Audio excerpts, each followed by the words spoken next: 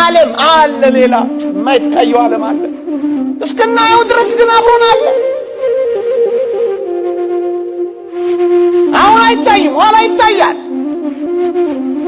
አሁን በአካል አንገናኝም፣ በመንፈስ በረድኤት አንድ ነን። ኋላ ግን አብረን እንሆናለን፣ እንዘምራለን። እስከዛ ግን አብረን ነን።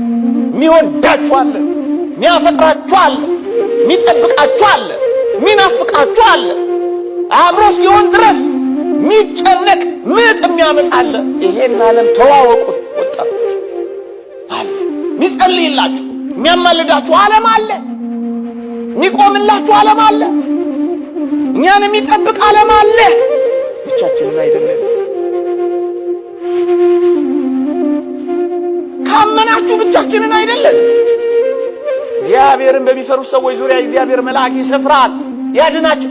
ሰፍረዋል። እኛ ገና አልተዋህድን አልገባንም እንጂ እዚህ ውስጥ ስንት ቅዱሳን ይኖሩ ይሆን እንጃ። ስንት ግዑሳን ይኖሩ ይሆን እንጃ። በሌሊት የሚጠብቅ ማንቀላፋ አጠገብህ እያለ እንዴት ነው ብቸኝነት የሚሰማ? እንዴት ነው ባዶነት የሚሰማ? ሳቅህ የሚጠፋው ለቅሶ የሚበዛው ለምንድን ነው? ገመድ የሚያሳስብህ ካልሞትክ የሚያሰኝህ ብቻህን እንደሆን ካስብህ ይሆን እንጃ። ዓለም ጨለማ ሆነችብኝ። ምናልባት ጨለማ ውስጥ ሆነን ይሆናል። ዓለም ተቃወመችኝ። ምናልባት ከእግዚአብሔር ጋር ሳንሆን ቀርተን ይሆን እንጃ። ሶስት ነገር ጠቅሼላችኋለሁ። የበታችነትም ብቸኝነትም እንዳይሰማል ወደኛ ዓለም ይወርዳል። ስሜቶቻችንን ብቻ አይደለም፣ መከራዎቻችንን ፈተናዎቻችንን ሁሉ ከኃጢአት በቀር የተቀበለ አለ። ክህሎቶቻችንን ተሰጥኦቻችንን ያደነቀ ብቻ አይደለም፣ እሱን የፈጠረ አምላክ አለ። የሚወደኝ የለም እንዳነ በዘላለም ፍቅር ወድጄሻለሁ የሚል አምላክ አለ።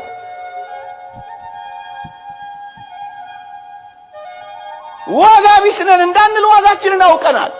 ይሄ ሰውዬ የሚያወራው መከራችንን ባያውቅ ነው። ይታወቃል። አብረን እየኖርን መከራችንማ እንዴት ይናቃል? ይሄ ሁሉ እየወረደብኝ እንዴት አድርጌ? ወገኖቼ አሁንም ጥቂት ሐሳቦችን እንካፈል። መከራ እየተቀበላችሁ ነውን? እንግዲያውስ መከራችሁን ብቻችሁን አትቀበሉት። ምን እናድርገው? ከጌታችን ጋር አብራችሁ ተቀበሉት። መጽሐፍ ቅዱስ እንዲህ ይላል፣ ከክርስቶስ ጋር ተሰቅያለሁ፣ እኔም አሁን ሕያው ሆኜ አልኖርም፣ ክርስቶስ ግን በእኔ ይኖራል። አሁንም በሥጋ በምኖርበት ኑሮ በወደደኝና ስለኔ ራሱን በሰጠው በእግዚአብሔር ልጅ ላይ ባለኝ እምነት የምኖረው ነው ይላል ቅዱስ ጳውሎስ። ከክርስቶስ ጋር ተሰቅያለሁ እያችሁ አሁን የምኖረው ለራሴ አይደለም ለአምላኬ ነው። የተወደዳችሁ ወጣቶች እስኪ ለእናቴ ልኖርላት ትሉ የለ? እስኪ ለአባቴ ልኖርለት ትሉ የለ? እሰይ ጥሩ ነው። እስኪ ደግሞ ጥቂት ለአምላካችሁ መኖር ልመዱ። የተወደዳችሁ ኦርቶዶክሳውያን መከራችንን ብቻችንን አንቀበለው። በምስጋና በአኮቴት ክርስቲያን ሆነን ከተቀበልነው የተወደደ መድኃኒታችን መከራችሁን ከራሱ መከራ ጋር ይቆጥረዋል፣ ከመከራችን ጋር ይደምረዋል። አብረን መከራ ብንቀበል አብረን ደግሞ ወራሾች ነን፣ አብረን ደግሞ እንከብራለን ይላል። አብረን እንደምንቀበል ሆነን እንኑር ወገኖች። ከክርስቶስ ጋር ተሰቅያለሁ። ብቻችሁን ለምን ትሰቀላላችሁ? ብቻችሁን ለምን መከራ ትቀበላላችሁ? ጥቂቷን መከራ በምስጋና በአኮቴት በክርስትና ሕይወት ክርስቲያን እንደመሆናችሁ የምትቀበሉት ፈተና እንደሆነ አድርጋችሁ ከቆጠራችሁት ከመስቀሉ መከራ ጋር ይቆጥረዋል። ታዲያ ብቻችንን ለምን መከራ እንቀበላለን?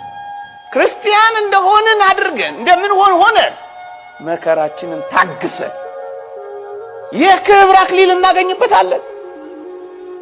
መከራችን የክብራችን በር ይሆናል። አብረን እንከብርበታለን። አብረን አብረን አብረን አብረን ብቻችንን እንደምንቀበል አድርገን አናስበው።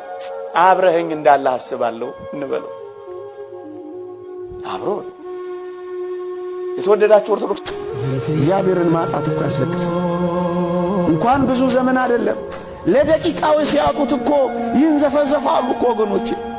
ዳዊትን አታስታውሱም? በዛ ምድረ በዳ በይሁዳ ምድረ በዳ ዳዊት ተሰዶ ምን ይል እንደነበር ታውቃላችሁ? ጌታ ሆይ እግዚአብሔር ሆይ ነፍሴ አንተ ተጠማች ይላል። በምድረ በዳ እኮ ሰው የሚጠማው ውሃ ነው። ዳዊት ግን የሚጠማው እግዚአብሔርን። አንድ ቀን ሊያጡት ካልጸለዩ አይኖሩ፣ ስሙን ካልጠሩ አይኖሩ። ምግባቸው ስሙ ነው፣ ጸጋቸው ክብሩ ነው፣ ሕይወታቸው ኃይሉ ነው። እግዚአብሔር ጉልበት በከዳ ጊዜ መጠጊያ ብቻ እኮ አይደለም፣ በጉብዝና ጊዜ ማረፊያም እኮ ነው ወገኖቼ። ኃጢአትን ልሥራ ብለህ ነው እምቢ ባልን ጊዜ እውነት እግዚአብሔር እንዲህ አይነት አምላክ ይመስላችኋል እንዴ? አትሳቁ እኮ አላለም። ሰው አታሳቁ ነው ያለው። አትስሩ እኮ አላለም። አትስረቁ ነው ያለው። እግዚአብሔር እኮ ኃጢአትን ብቻ ነው የከለከለው። ምእመናን ምን ከለከለ? አትውለዱ አላለ። እሱ ነው ጋብቻን የባረከው። መኝታ ንጹሕ ነው ያለው እሱ ነው። ሁሉን ነገር ጸጋ ሰጥቶ ኃጢአትን ተው ስላለ እግዚአብሔር ጀርባ ይሰጣል። የነገ ቀጠሯችን አናድርገው ክርስቲያኖች። እግዚአብሔር የዛሬውም የነገውም የከነገው ወዲያውም የሁልጊዜም መጀመሪያም የመጨረሻ ምርጫችን ነው። ከአማራጮቻችን መካከል አንዱ አይደለም አምላካችን። በፍጹም ሊሆንም አይችልም። ከምን ጋር እናወዳድረዋለን? እንደው ልንሰጠው የምንችለው ምንም ነገር ባይኖርም ክርስቲያኖች ንጹሕ ልብ ለእግዚአብሔር ይዘንለት እንምጣ። መዝሙር 50 ላይ ልበ አምላክ ቅዱስ ዳዊት ይሄን ያለ የሚለው መስዋዕትንስ ብትወድ በሰጠሁ ነበር፣ ግን የሚቃጠለው መስዋዕት አንተን ደስ አያሰኝም። ለእግዚአብሔር መስዋዕቱ የተሰበረ ምንድን ነው አለ? ልብ ነው አለ። ከዚህ ሥርዓተ አምልኮ ልንፈጽምበት ከተሰበሰብንበት ቤተ መቅደስ በላይ የኔና የናንተን ሰውነት ነው የሚፈልገው ክርስቶስ። እሱን ነው የሚፈልገው።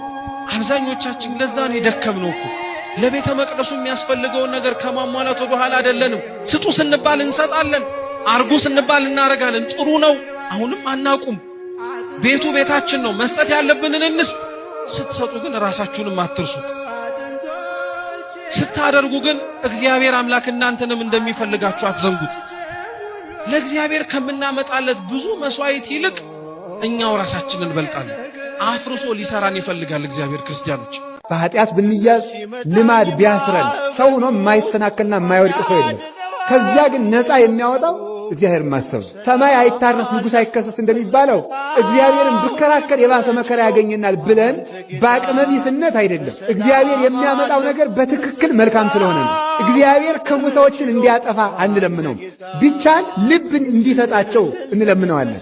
ክፋታቸው እኛን ምንም ማድረግ የማይችል እንዲሆን እግዚአብሔር እንዲያደርገው እንለምነዋለን። ደግሞ ያን ያደርጋል። ክፉ ሰዎች በመኖራቸው አትፍሩ፣ አትጨነቁ። እግዚአብሔር በግር ቀበሮ እንዳይበላት ይጠብቃል እንጂ እግዚአብሔር ቀበሮን በማጥፋት ጊዜ አያባክንም። እናንተ አንድ ስትራመዱ 10 ገስግሶ የሚያቀፍ አባት አለን። እግዚአብሔር የሚፈልገን የልጆቹ መጥፋት የሚገደው አባት፣ አባክነን ስንመጣ አዲስ ልብስ የሚያለብስ አባት፣ ጠፍተን ስንመለስ ፍሪዳ አርዶ የሚቀበል አባት እርሱ ክርስቶስ ነው። ሀብታችን ሁሉ ጨርሰን ከአሳማዎች ጋር ከርመን ስንመጣ ቀለበት ለጣታችን የሚሰጥ አባት እግዚአብሔር፣ ያም ልጅነት ነው። እሾህ እንዳይወቃን ጫማ የሚሰጠን ወንጌል የሚሰጠን እርሱ ክርስቶስ ነው። ራሱን ሰውቶ የራሱን ፍሪዳ የሚያበላ ኢየሱስ ክርስቶስ ነው። ወደ እሱ መቅደስ ወደ ቤተ ክርስቲያን ሁል ጊዜ መምጣት አለብን። መንፈሳዊ ሁኜ ቤተ ክርስቲያን እመጣለሁ ሳይሆን ቤተ ክርስቲያን ውስጥ ሆኜ መንፈሳዊ ሆናለሁ ማለት አለባችሁ። እስኪ በሉ ቤተ ክርስቲያን ውስጥ ሆኜ በሉ። በማን ቸርነት? በእግዚአብሔር ቸርነት መንፈሳዊ። ስለዚህ ምን ማድረግ አለበት? ማሰብ ማሰብ ማሰብ ማሰብ ማሰብ። እስኪ ማሰብ በሉ። መጨረሻውን አስቡት። መጨረሻችሁን አስቡ። ሞትን አስቡ። ሁልጊዜ በእግዚአብሔር ፊት እንዳላችሁ አስቡ። እስቲ ቀጥሎ ያለውን